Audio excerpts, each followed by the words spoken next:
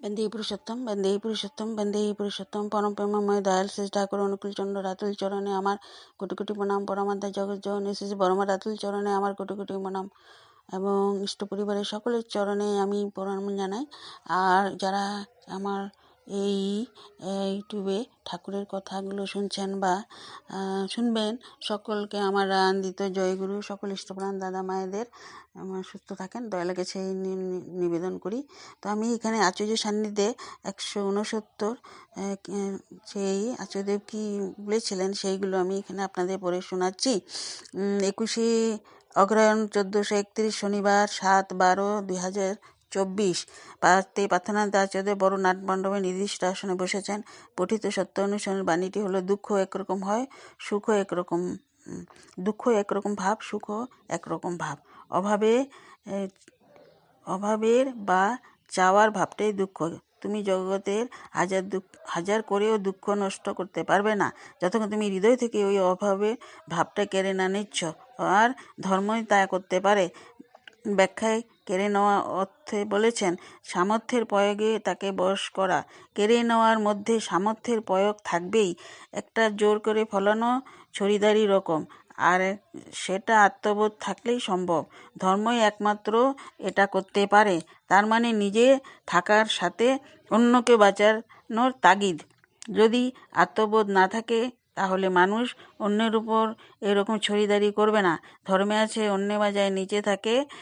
আমার এক্সিস্টেন্সের সাথে তোমাকে বাঁচানোটা দরকার।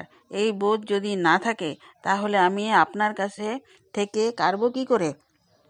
কেড়ে নেওয়াটা যেটা বলেছেন, তার মানে না হওয়াটাকে হওয়াতে রূপান্তরিত করার জন্য সামর্থ্যের প্রয়োগ হচ্ছে। সামর্থ্যের প্রয়োগ না হলে কারবো কী করে? আর সামর্থ্যের প্রয়োগ করতে হলে আত্মবোধ থাকতে হবে। আপনি যে আমারই মানুষ, আমারই এক্সটেন্ড ভার্সন, এই বোধটা না থাকলে কি করে এটা সম্ভব? ডক্টর স্বপন দা, সে তো থাকতেই হবে। আচার্য বললেন, এটা আমাকে করতে হবে, তার থেকে আমি অভিন্ন, এই আত্মবোধ আমার করতে হবে।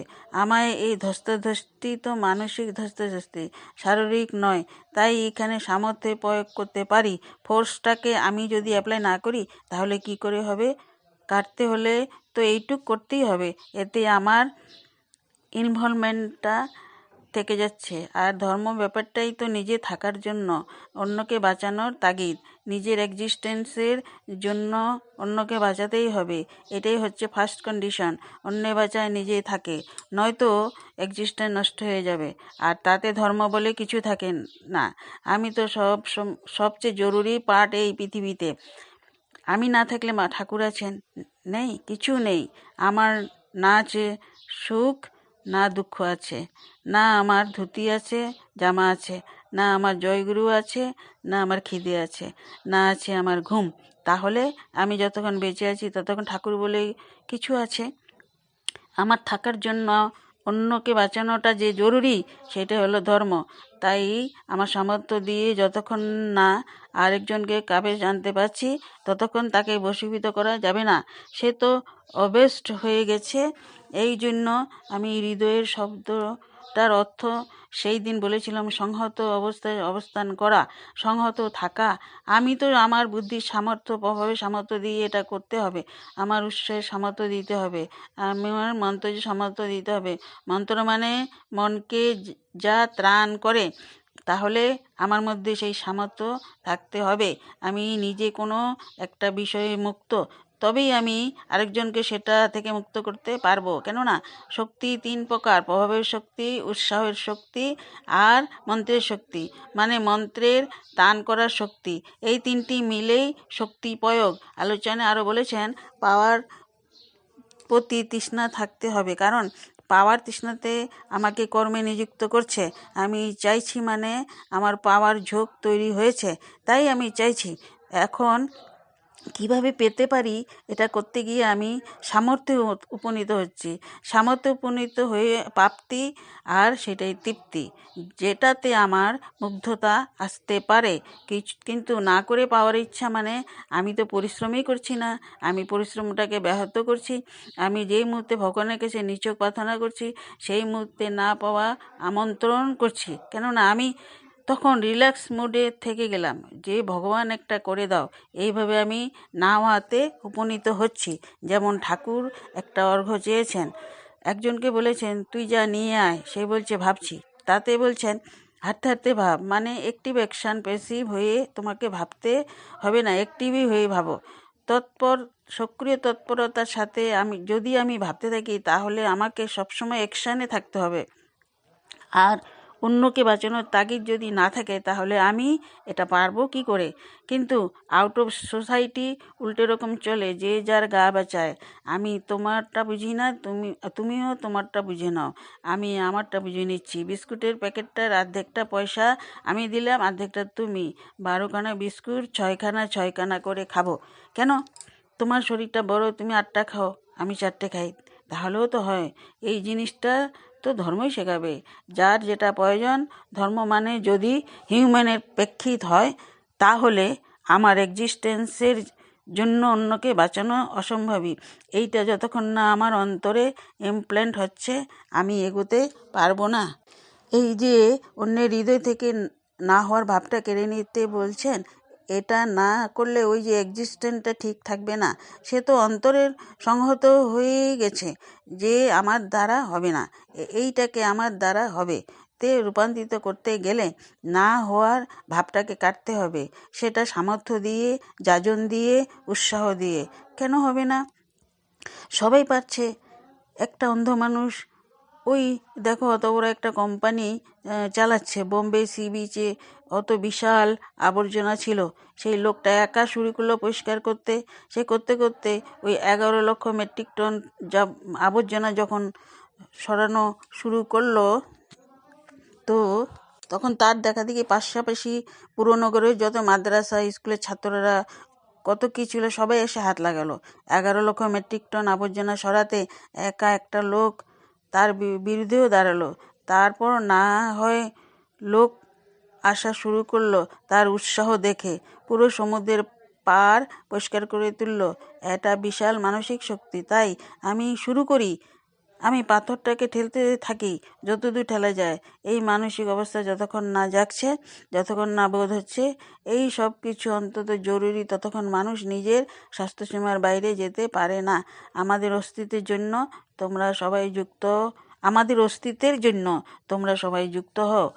আমাদের বাঁচাটা জরুরি, থাকাটা জরুরি। তা না হলে শকুন মরছে কিনা এই নিয়ে চিন্তিত হতে পারি। ভালচার শেষ হলে আমি চিন্তিত হচ্ছি, কেন সাপের পপুলেশন কমেছে এই নিয়ে আমার চিন্তা জাগতে পারে। এইটার জন্যই ধর্ম দরকার। প্রত্যেক স্পেসিসের এক্সিস্টেন্সের জন্য এই যে আমাদের তাগিদ, এই যে তাগিদটাই ধর্ম জাগিয়ে তোলে। বাঁচতে হলে বাঁচাতে হবে যাকে আমি রক্ষা করছি, তার মধ্যে এই ধর্মভাব থাকতে হবে, নচেত আমি না বাঁচাতে পারবো, না বাঁচতে পারবো। অস্তিত্বের বোধ আমার মধ্যেও থাকবে, যাকে বাঁচাতে যাচ্ছি তার মধ্যেও থাকতে হবে। তা না হলে আমি বাঁচব কোন সূত্রে? যে কোনো তাগিদ জাগাতে গেলেই এই অস্তিত্বের তাগিদ আগে থাকতে হবে, নচেত হবে না। এই সূত্রে পরশুদিনের ঘটনা, বেলা 10টার সময় বর্ধমান থেকে একজন এলো, অ্যাসিস্ট্যান্ট এক্সিকিউটিভ ইঞ্জিনিয়ার, নাকি একদম সেভিউর ডিপ্রেসড, মানে সুইসাইডাল, একদম এক্সিস্টেন্ট ডিপ্রেশন, মানে একেবারে। আমি তাকে আগেই বললাম, আপনি তো ডিসিশন নিয়েছেন যে মরবেন, তাহলে আমার কাছে আসার কি দরকার? ওখানেই মরতে পারতেন। এত দূর থেকে আমার কাছে আসলেন, তার মানে আপনার মধ্যে একটা ভাব আছে ঠাকুরবাড়িতে আসলে কোনো শুরু হবে, একটা বাঁচার তাগিদ আপনার কাছে আছে। এই কথাটা হতে হতে কিছুটা ধাতস্থ হলেন। পরে সন্ধ্যার সময় বললেন যে আমি কি তাহলে চাকরিতে জয়েন করব? হেসে নিজেই বলছেন, আর একজন ওরকম অবস্থা, সে আমার জন্য এইটুক কি নিয়ে এসেছে। আমি বললাম না, আমার এইটুকুতে হবে না, বড় ঝুড়িতে ফল নিয়ে আসেন। বাপুনি বোধি বেশ ভট্টাচার্য পুরোহিত বললাম, এই রকম করে একটা মাদুলি বানিয়ে পরিয়ে দেবে। আরও কয়েকটা কথা বললাম। আমি তাকে বললাম, আপনার জীবনে কি এরকম ঘটনা ঘটেছে যেটা আপনাকে খারাপ লাগা দিয়েছে? তো বলছে হ্যাঁ। তারপর বললাম, আমি এখন আপনার কথা শুনবো না, আমি এখন আপনি চান টান করে প্রসাদ নেন, বিশ্রাম নিয়ে ঠাকুরের কাছে গিয়ে অকপট চিত্তে বলবেন, আমি আর কখনো এমনটি করব না, আমি আর করব না, এই সংকল্প করবেন। এই করতে করতে সে বেঁচে গেল।